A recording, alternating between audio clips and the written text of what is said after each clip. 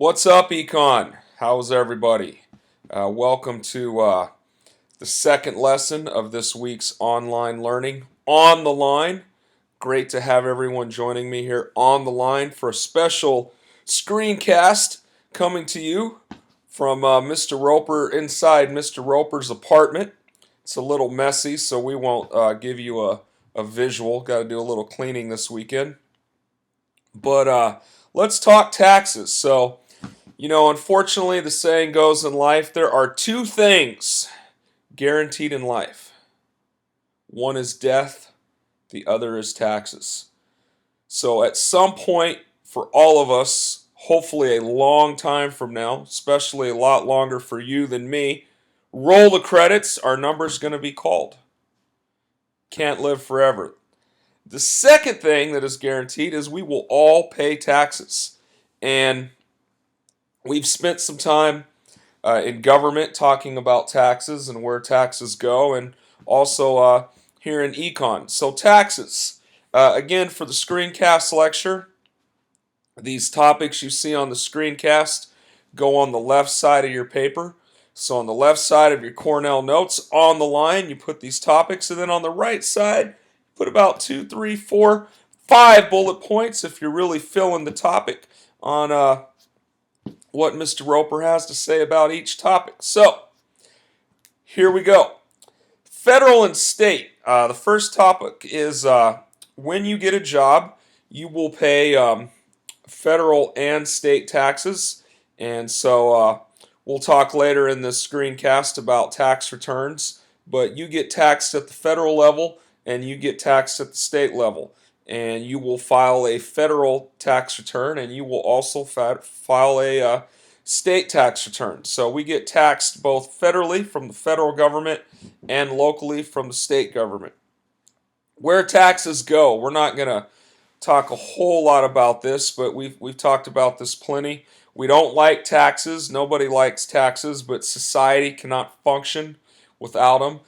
Taxes go to our education. This screencast lecture that you're getting on the line right now on your Google Classroom is paid for by our tax dollars. Taxes go to the roads, to the freeways. Taxes pay for medical expenses, hospitals, Medicare. That's health care for the elderly. Taxes go to Social Security as we help those that are disadvantaged, and we help the elderly. Taxes pay for parks, museums, theaters. So taxes basically are a huge function of our society. As you saw in the book, and I think we even talked about on Crash Course, talked a little bit about where your taxes go, talked about excise taxes. Sometimes they call them sin taxes, so they'll put special taxes on alcohol and cigarettes to try to discourage you from using those products in excess. And so that's just a basic summary of where our taxes go. The next topic you will see is the tax bracket. So all of us fall into a tax bracket. And what a tax bracket means is the higher your income, the higher your taxes. So the more money you make, the more taxes you pay. So I make a lot more money at 42 than I did at 22, but I also pay a lot more taxes. Next year, exciting for me based on my number of years in teaching, I'm eligible for a raise. I think I get a $3,000 raise next year, but I won't pocket $3,000. I'll obviously that'll get taxed, and as my salary goes up next year, I might pay a little higher number in taxes. So the more money you make a big jump in salary, you get that big promotion, you also pay more taxes. So I pay more taxes than, say, someone who works at Subway. Someone who made it to the league that plays in the NBA obviously pays a lot more taxes than I do. So the more money you make, the more you're going to pay in taxes. Now, when you get a job, you will fill out a W-4 form. You might want to Google that to see what a W-4 form looks like. I'm going to switch my screen you see here on the screen. I don't think I got all of it in here, but here's basically what a W-4 form looks like. And so when you fill out a job with your employer, you will fill out this W-4 form, which tells them how much money to take out of your paycheck when it comes to taxes. Let's go back to the screencast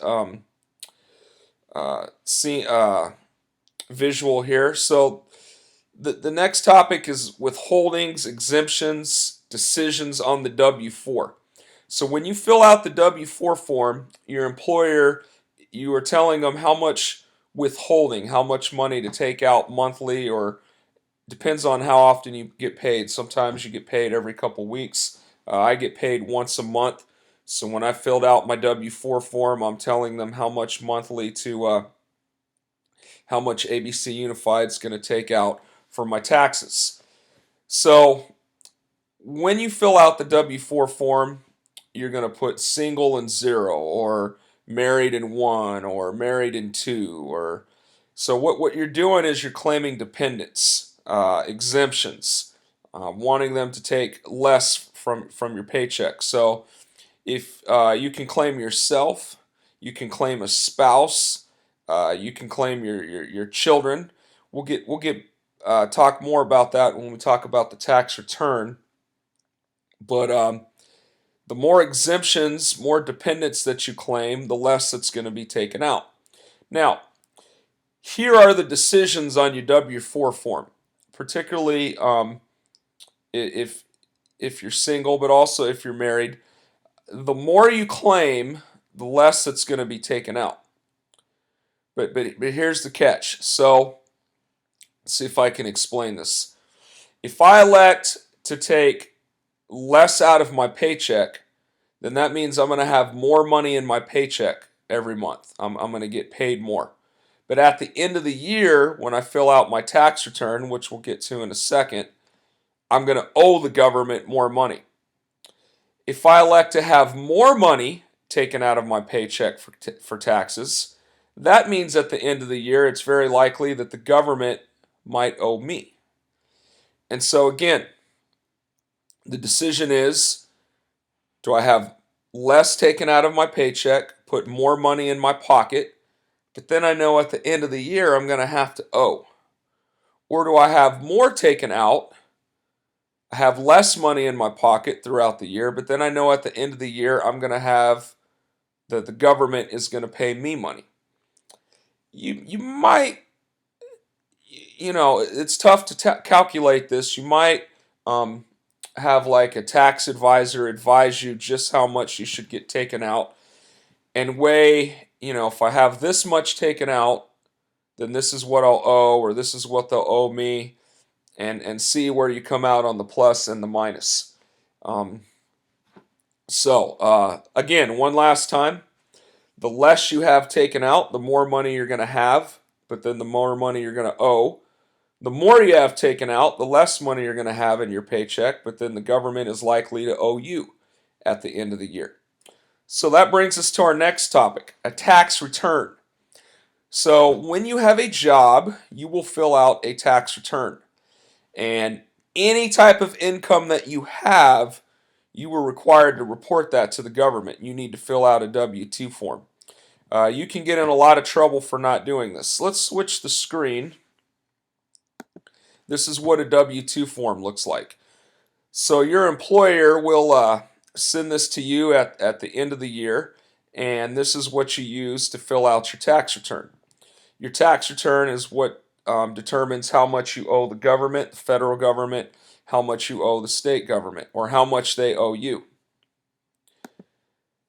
Now, again, you want to report all forms of income. So, if you're a teacher, but then you have a side hustle, maybe you do a lot of refereeing, or you run some type of private business, again, you got to report that to the government. I had a friend who had a business where several years ago he would go out and he would scout basketball games, and you would pay him to scout the game for you, and he made like $15,000, $20,000 over a year doing this, but he didn't report it to the government.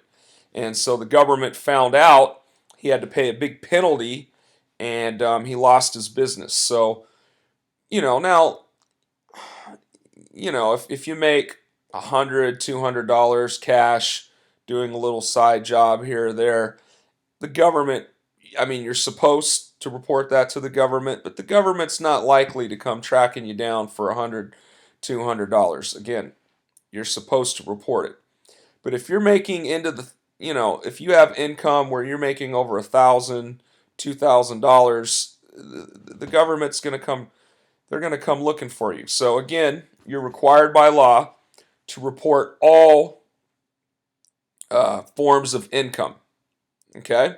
Now, when you fill out your W-2 form, again, this is where you're going to make your claims. So this is where you claim single or you claim married.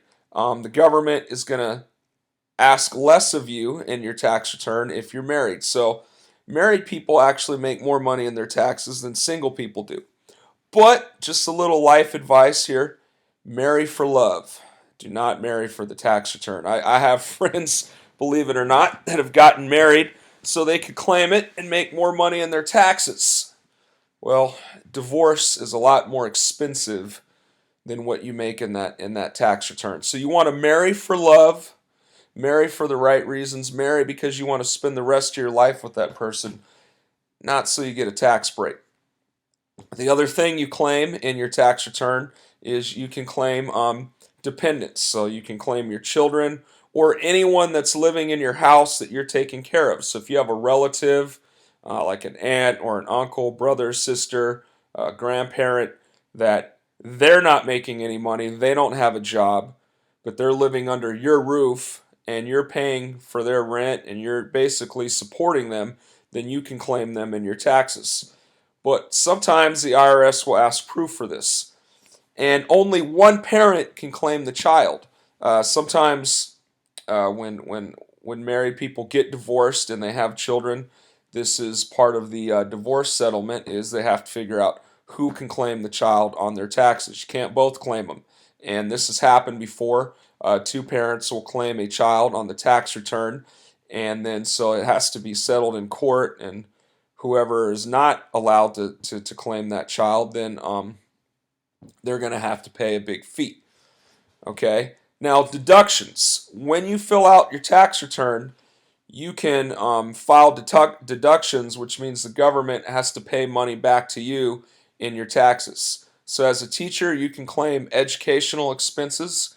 So if you've paid a lot of your own money for paper or expenses that go towards running your classroom, you can claim that. I think it's anywhere from $200 to $500. I'm not sure what the exact amount is.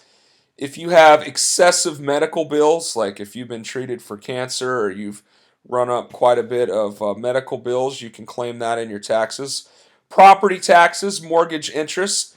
So as homeowners, there's a big advantage as a homeowner, as you can see this money back in your taxes. So if you're paying property tax or you're paying interest on your mortgage payment, you can claim that on your taxes. Classroom expenses. Oh, I messed up here. Between educational expenses and classroom expenses. So I apologize. Classroom expenses, that's for the teacher. So if you're a teacher and again you're spending your own money on your classroom, you can claim anywhere from like $200 to $500. Educational expenses, that means if you're in college. So if you're in college, and so this is great news for you guys as you go into college. If you have a job, you can claim what you might be paying for tuition, and you can make that back in your taxes. For instance, in 2002, 2003, I was a teacher, but I was going to school to get a master's degree, and I would claim my tuition for my master's degree in my taxes, and I could make that money back in my taxes. So if you're getting a bachelor's degree, master's degree, doctorate, whatever the case may be, you can claim that in your taxes and with your tuition.